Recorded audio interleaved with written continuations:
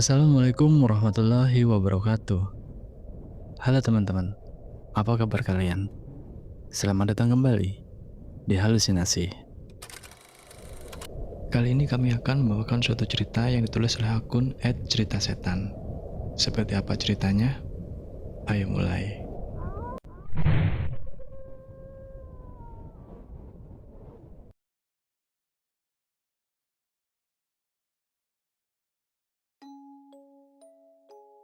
Sebut saja namanya Mas Gunawan.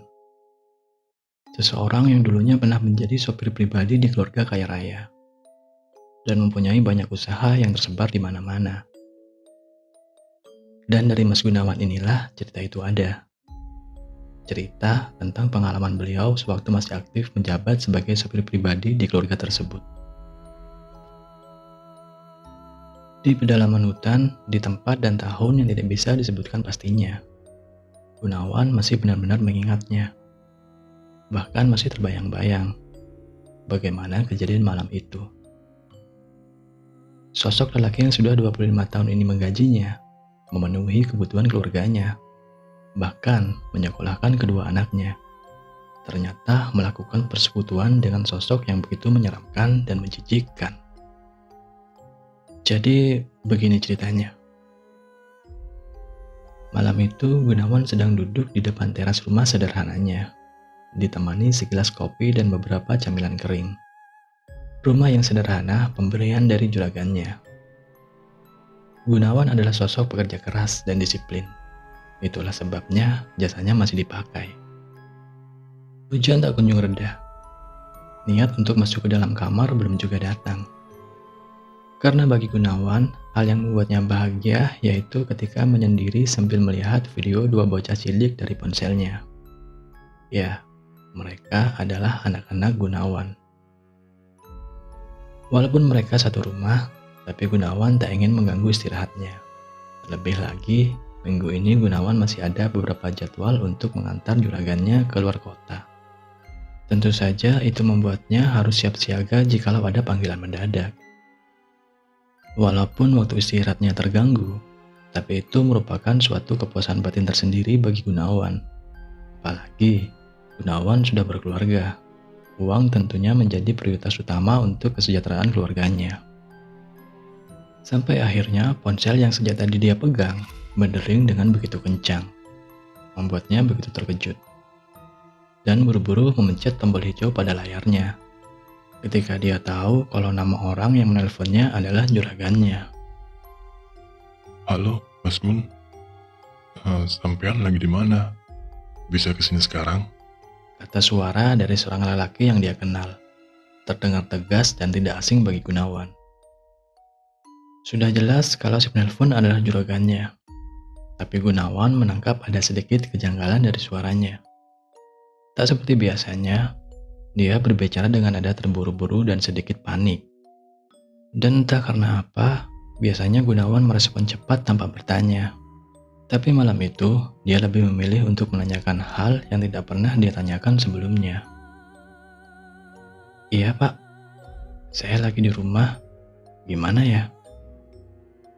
Jadi gini, Ada jeda sejenak, tapi terdengar cukup jelas bahwa lelaki itu sedang berbicara dengan orang lain.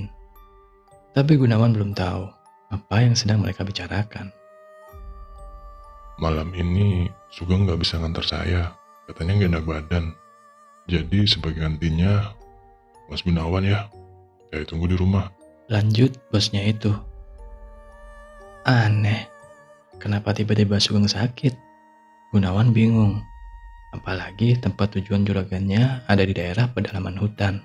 Jaraknya juga lumayan. Bisa memakan 2 jam perjalanan saking jauhnya. Itu pun kalau tanpa kendala. Di sisi lain, sebenarnya Gunawan juga penasaran. Manakala baru pertama kali ini Gunawan akan mengantar juragannya ke tempat yang biasa Sugeng mengantarnya. Gunawan merasa kalau ini adalah waktu yang tepat untuk mencari tahu. Baik pak, saya meluncur sekarang. Spontan Gunawan menjawab. Gunawan lalu bergegas masuk ke dalam rumah untuk bersiap. Dan ternyata, Di sana tampak seorang wanita memakai setelan daster berbalut sarung sedang berdiri, sambil menahan hawa dingin. Wanita itu adalah Ratna, istrinya. Mau kemana, Mas? Kata Ratna bertanya, cenderung sedikit mengintimidasi kepada Gunawan yang sedang memakai celana dinasnya. Astaga, Gunawan nampak terkejut, seakan dia tidak melihat adanya Ratna yang berdiri di dekatnya. Ini dek, Pak Hermawan telepon, Kenapa? Apa Sugeng mendadak sakit? kata Ratna balik bertanya dengan nada sedikit tegas, sambil berjalan ke arah pintu. Pandangannya tajam menyorot keluar. Gunawan hanya mematung. Dia berpikir, sejak kapan istrinya tahu kalau Sugeng sakit? Kemudian dia berjalan cepat menghampiri istrinya di depan pintu. Aku punya firasat buruk malam ini, Mas. Apa sebaiknya kamu di rumah saja? Bilang ke Pak Hermawan kalau anakmu mendadak sakit. Ucap Ratna. Pandangannya masih menyorot ke depan, ke arah deretan pohon-pohon besar. Alah, dari kemarin firasat buruk. Kamu itu mikir apa toh, dek? Sudah, aku mau berangkat dulu. Dia memilih untuk mengakhiri obrolannya malam itu. Gunawan tidak ingin ada perdebatan lagi seperti beberapa hari yang lalu, di mana Ratna meminta Gunawan untuk berhenti bekerja di tempat Pak Hermawan. Sebab Ratna menduga, di balik kekayaan Pak Hermawan, ada sesuatu yang hitam. Lebih hitam dari kegelapan. Yang dia takutkan kalau sampai ada kejadian yang tidak diinginkan menimpa suaminya. Gunawan melirik ke arah mobil minibus warna hitam yang terparkir di halamannya. Membuatnya teringat kembali dengan omongan istrinya yang kini mulai mengganggu pikirannya. Tentang pesugihan yang dilakukan oleh Pak Hermawan. Dan ternyata, Gunawan juga memikirkan hal yang sama dengan istrinya. Itu yang membuatnya merasa bersalah dan sedikit luluh. Kemudian memeluk istrinya sebelum pergi. 10 menit kemudian, Gunawan sampai di halaman luas milik Pak Hermawan. Di sana, tampak laki-laki 50 tahunan berdiri di depan teras rumahnya. Ternyata Hermawan sedang menunggu Gunawan. Setelah perlengkapan semuanya dimasukkan ke dalam mobil, akhirnya mereka berangkat. Dan selama perjalanan tidak ada candaan seperti biasanya. Gunawan masih terlihat canggung. Namun tak lama suara sepi itu mulai mencair. Bagaimana kabar anak-anak, Mas? Tanya Hermawan. Alhamdulillah pada sehat, Pak. Jawab Gunawan agak terbata. Oh iya, Pak. Ini kita mau kemana ya? Ucap Gunawan bertanya balik.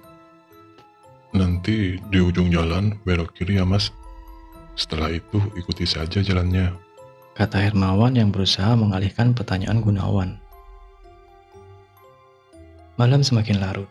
Mobil mulai memasuki area hutan.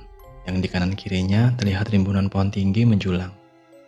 Jalanan yang awalnya aspal, kini berganti tanah bergelombang. Apalagi, suasana malam itu terlihat benar-benar sepi. Tak sekalipun Gunawan berpapasan dengan kendaraan lain. Sedangkan penerangan jalan satu-satunya hanya dari mobil yang dikendarai Gunawan. Membuat suasana tambah mencekam. Setelah beberapa kali Gunawan membelokkan setir, kini mobil masuk lebih dalam, jauh lebih dalam. Bahkan Gunawan kalau disuruh untuk berputar balik, dia mungkin tidak akan sampai rumah. Karena jalan itu benar-benar membuatnya bingung arah. Itu adalah pertama kali dirinya mengantar Pak Hermawan ke tempat yang menurutnya begitu asing. Akhirnya setelah menempuh 2 jam perjalanan, sampailah mereka di ujung jalan. Tiba-tiba Gunawan terperangah melihat hal yang ada di depannya. Bagaimana tidak, kini tepat di hadapannya, terpampang nyata sebuah rumah besar dan mewah. Apalagi di halaman luasnya, mobil-mobil mewah terparkir dengan rapi. Gunawan hanya terdiam, seakan tak percaya. Namun setelah Hermawan berucap dengan nada perintah, Gunawan baru percaya kalau rumah itu benar-benar nyata. Mas Gun, ayo turun. Kita sudah ditunggu. Kata Hermawan. Baik, Pak. Sahut Gunawan dengan terbata, kemudian turun dari mobil dan berjalan mengekor di belakang Hermawan. Sesampainya mereka di depan pintu masuk, kedatangan mereka disambut oleh seorang wanita parubaya dengan pakaian khas suku sana. Walaupun ada sedikit rasa khawatir dan cemas karena bangunan mewah itu terkesan gelap, Gunawan masih berusaha berpikir positif. Mungkin Pak Hermawan lagi ada urusan dengan sesama pengusaha, kata Gunawan di dalam hati. Apalagi si wanita yang menyambutnya terlihat begitu ramah dan antusias. Bahkan sempat beberapa detik Gunawan dibuat terpesona oleh penampilannya. Ada satu energi yang terpancar, yang membuatnya terlihat anggun, seperti perempuan suku berkelas. Namun, ada yang aneh ketika Gunawan mulai mendekati wanita tersebut. Wajah wanita itu kok pucat dan layu ya? Tanya Gunawan dalam hati. Tapi Gunawan tidak menghiraukan. Dia terus berjalan mengikuti Hermawan. Dan ketika Gunawan mulai memasuki rumah mewah itu, dia dibuat melongo ketika pandangannya menyapu ke sekeliling. Gunawan benar-benar takjub. Karena barang-barang yang terpajang di dalam rumah itu, dia baru pertama kali melihatnya. Tampaknya sang pemilik rumah bukanlah orang sembarangan.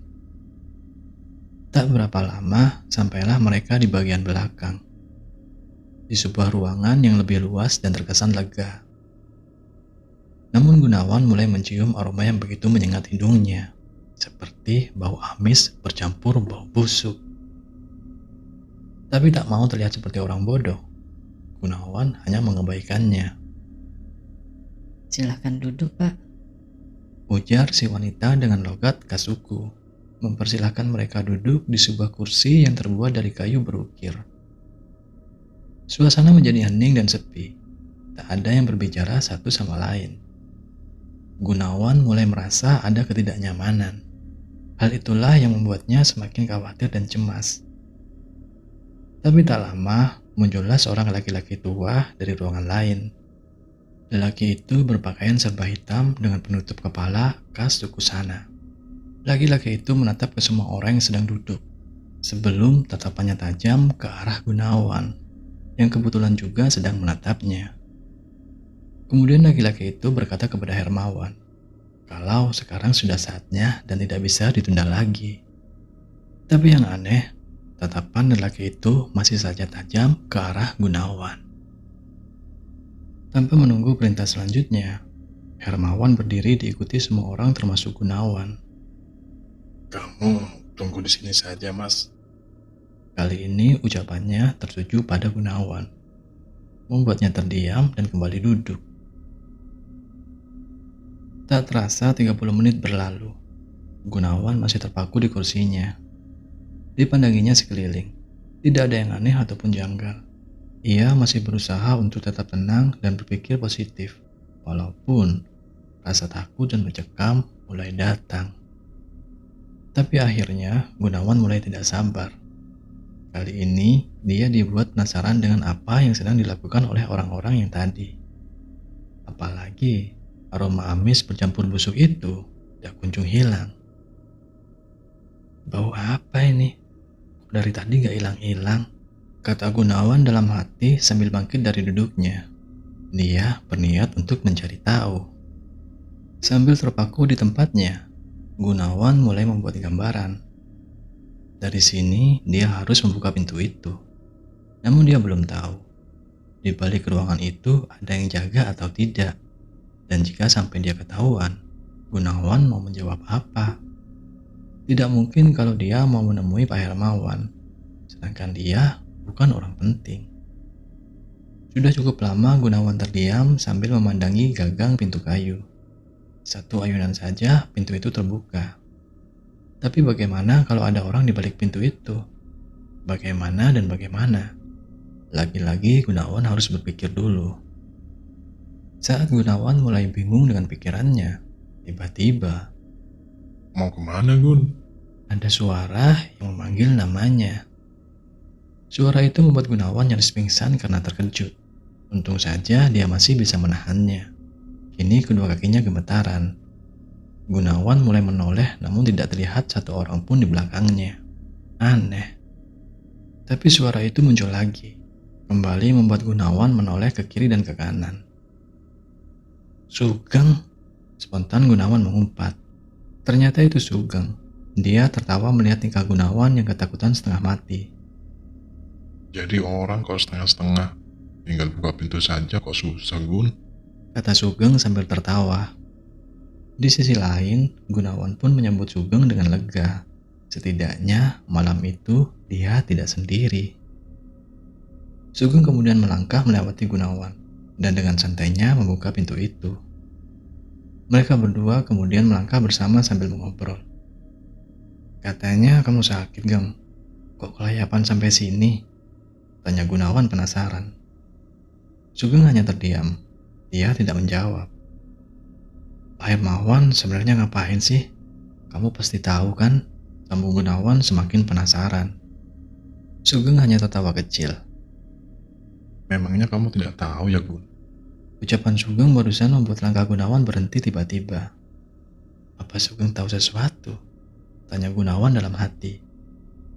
Bersamaan dengan itu, langkah Sugeng justru semakin cepat, membuat Gunawan kewalahan untuk mengejarnya.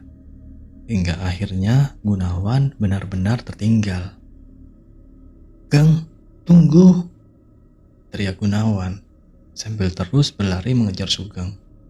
Namun sampai di ujung lorong, yang kanan kirinya ada sebuah ruangan tertutup, dia tidak mendapati ada Sugeng di sana. Gunawan semakin gemetaran.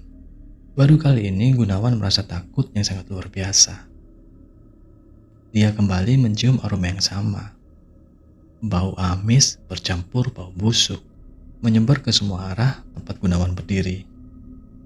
Dan kali ini, mau tak mau Gunawan harus melangkah, mencari sumber bau yang menyesakkan dadanya itu. Semakin dia mencari, semakin pekat bau itu. Gunawan melangkah dengan cepat menghampiri salah satu pintu yang paling dekat, berniat mencari jalan keluar. Tapi baru saja tangannya mendorong pintu itu, dia disambut satu sosok yang berdiri tegak sedang membelakanginya. Hampir seluruh bagian tubuh sosok itu ditutupi rambut. Hanya juntayan kain lusuh menutupi kedua tangannya, yang terlihat bersama kuku yang tajam. Gunawan kemudian mundur. Tubuhnya gemetaran, karena sosok itu kini berbalik menatapnya dengan tajam. Gunawan benar-benar tidak kuat lagi. Dia terjatuh di lantai. Tubuhnya menggigil ketakutan saat satu wajah hancur bermata putih melotot ke arahnya. Sosok itu mulai mendekati Gunawan, merangkak dengan kedua tangan dan kakinya yang panjang. Kini wajah sosok itu berada satu jengkal dari wajah Gunawan. Tolong saya, tolong. Berat dan kasar suara yang keluar dari bibir sosok itu. Tapi anehnya, Gunawan seperti mengenali suaranya. Dan ketika mata mereka saling beradu, seolah ada energi yang menarik Gunawan. Karena tiba-tiba, dia berada di tempat yang berbeda. Di sana, Gunawan bisa melihat dengan jelas bahwa sosok mengerikan itu adalah wujud dari istri Pak Hermawan, dan sebut saja namanya Bu Indri. Gunawan diperlihatkan bagaimana kelakuan biadab suaminya. Ternyata selama ini dugaan Gunawan benar. Pak Hermawan menjadikan istrinya wadal untuk tumbal pertamanya dan dijadikan media untuk mencari kekayaan. Tubuhnya yang sudah disetubuhi iblis berubah menjadi sosok yang mengerikan. Tangan dan kakinya menjadi panjang. Tubuhnya kurus kering, hanya tersisa tulang yang dibalut kulit tanpa daging. Tapi ada satu peristiwa yang membuat Gunawan tak mampu melupakannya, di mana tangan dan kaki Bu Indri diikat dengan rantai di atas ranjang besi. Kemudian Pak Hermawan melakukan hubungan layaknya suami istri dengan brutal. Dan di saat itulah teriakan keras dan mengerikan keluar dari tenggorokan Bu Indri. Teriakan itu terdengar di semua ruangan, sekaligus memperlihatkan kenyataan yang sesungguhnya.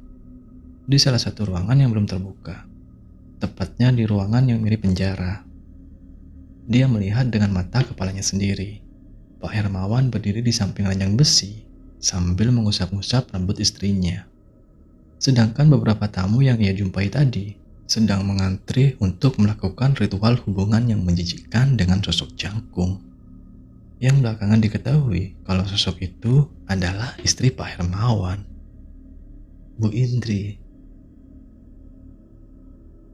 Beberapa tamu yang selesai melakukan ritual itu, tubuhnya terkulai lemas dengan mata melotot dan mulut ternganga.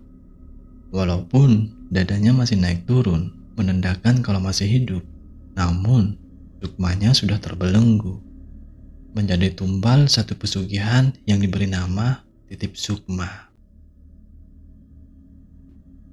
Tapi yang membuat Gunawan makin terkejut adalah saat dia melihat ada sosok yang sangat dia kenal ada di sana. Sugeng. Di balik sikapnya yang pendiam, dia juga mempunyai hasrat untuk menjadi kaya raya. Namun justru Sugeng tertipu oleh rayuan iblis yang bertopeng manusia. Dan Gunawan menduga kalau Sugeng tertarik setelah menerima uang dari Hermawan secara cuma-cuma.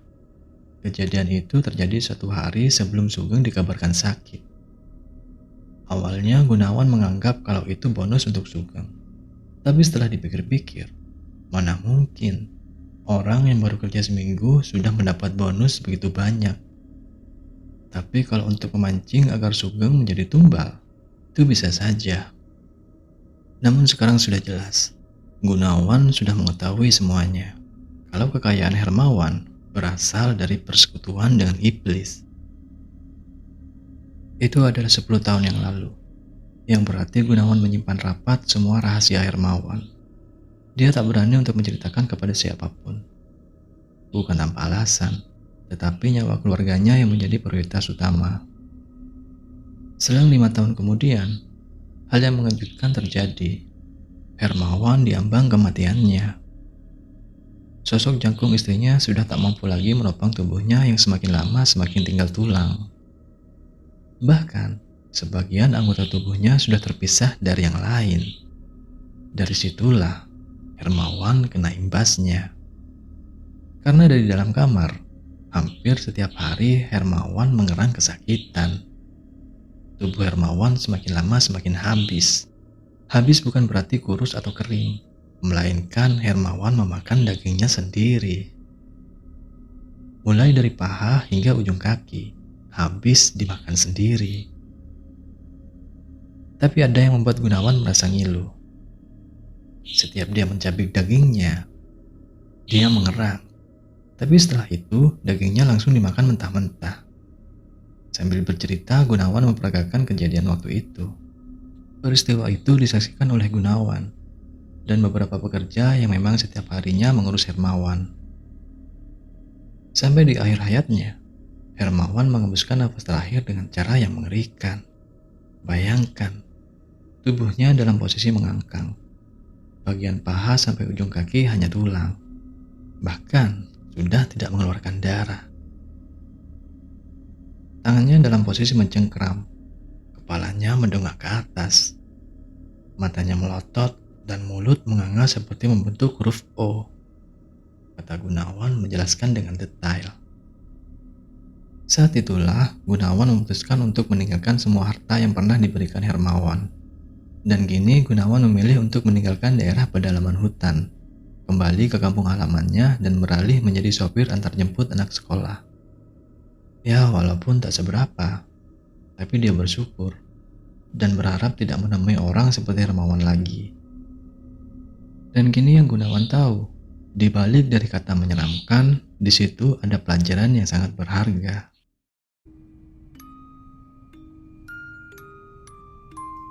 Oke teman-teman, sampai di sini ceritanya. Jangan lupa like dan subscribe agar nggak ketinggalan sama cerita yang lain. Terima kasih.